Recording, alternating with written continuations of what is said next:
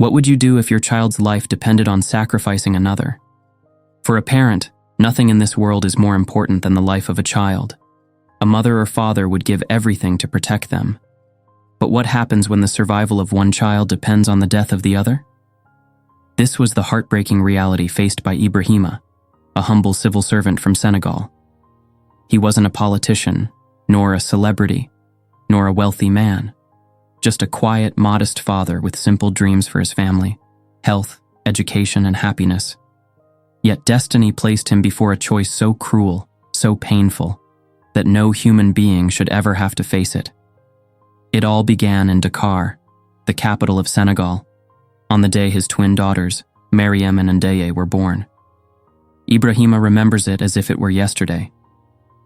He waited nervously but joyfully in the maternity ward, ready to welcome 2 new lives into his family. But when the doctors finally emerged, he was told that his daughters were no ordinary twins. They were conjoined, joined at the abdomen, sharing part of their digestive system and a single liver. The situation was even more complicated. Mariam, the weaker of the 2, had a fragile heart and poorly developed lungs. Ndeye, stronger and healthier, depended on her sister as much as Mariam depended on her. Their fates were inseparably bound. The news hit like a thunderbolt. The doctors in Senegal were honest. They did not have the means or the medical expertise to save the girls. Their chances of survival were slim. Yet when Ibrahima held them for the first time, when tiny Mariam opened her eyes and wrapped her little fingers around his, he knew one thing for certain: he would never abandon them. And so began a long, painful journey. Ibrahima gave up everything, his career, his home, his stability, to fight for his daughters' lives.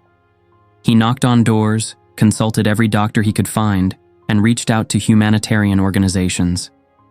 Finally, through persistence and faith, he found a hospital capable of attempting the impossible, the renowned Great Ormond Street Hospital in London.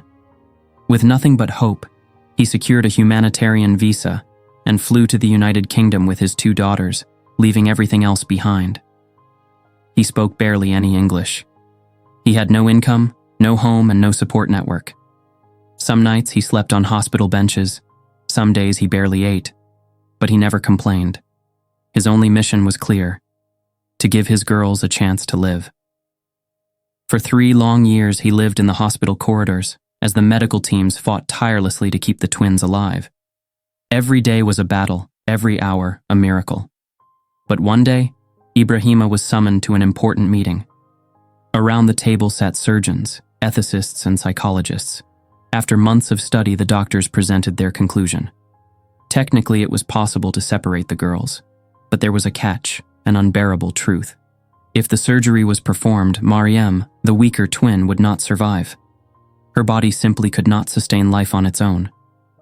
Ndeye, however, had a chance at survival if the separation happened in time. The choice was placed in front of him. Ibrahima sat silently, staring at the faces of the doctors, then at the photos of his daughters on his phone. His voice did not tremble, and no tears fell when he finally spoke. "How can you ask me to decide which of my daughters should live and which should die?" The days that followed were a living nightmare. Sleep abandoned him, his heart torn apart by an impossible decision no parent should ever be forced to make. He would stare at the ceiling for hours, lost in a whirlwind of pain and uncertainty. How could he choose between 2 heartbeats? How could he ever explain to Ndeye that for her to live, her sister would have to die? He remembered the nights in the hospital when he sang Senegalese lullabies to his daughters to help them fall asleep. He remembered their smiles, their little hands intertwined, their bursts of laughter. They were 2, yet they were 1. To separate their bodies would also mean breaking the invisible and sacred bond that united them. With overwhelming wisdom, Ibrahima refused the operation. "I cannot choose between my 2 daughters. I love them both. They are my children. To separate them is to condemn one in order to save the other. I cannot make that choice." He chose to keep them together, no matter the consequences. His decision stirred respect, admiration, and emotion throughout the medical community.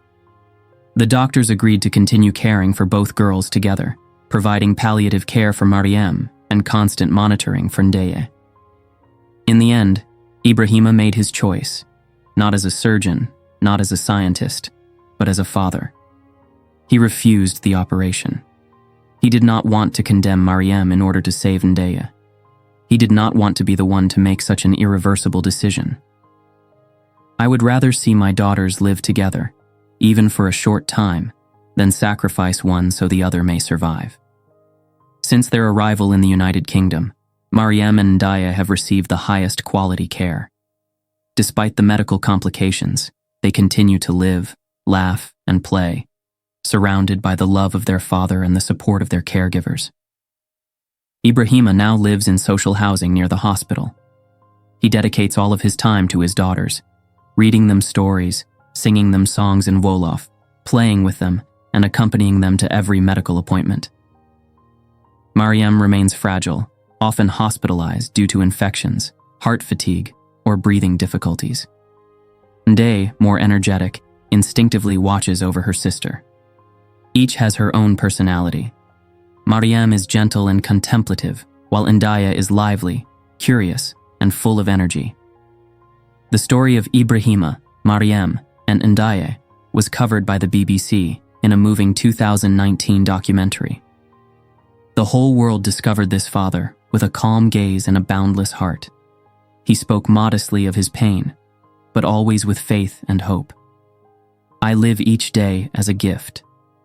Every morning my daughters open their eyes. I thank God. I don't know what tomorrow holds, but today, they are here, together, alive. To this day, Mariam and Ndeye are still alive, still conjoined. Their condition remains extremely complex, but their father continues to fight every single day to give them the best life possible. He also advocates for greater awareness about conjoined twins and for better access to healthcare for African children with rare malformations. The documentary ended with a deeply moving moment. Ibrahima, filled with gratitude, thanked the hospital staff and school community who had supported him and his daughters throughout their journey. He said that he and his daughters were lucky to be part of such a community and could not have wished for better. It shows how resilient they are, he added. They have achieved things no one thought possible, proving everyone wrong. I don't know where it comes from, but they bring me a joy I could never find anywhere else. It is an immense blessing to be their father, Ibrahima concluded by urging parents who might one day face a situation like his never to give up and always to celebrate life. Amen.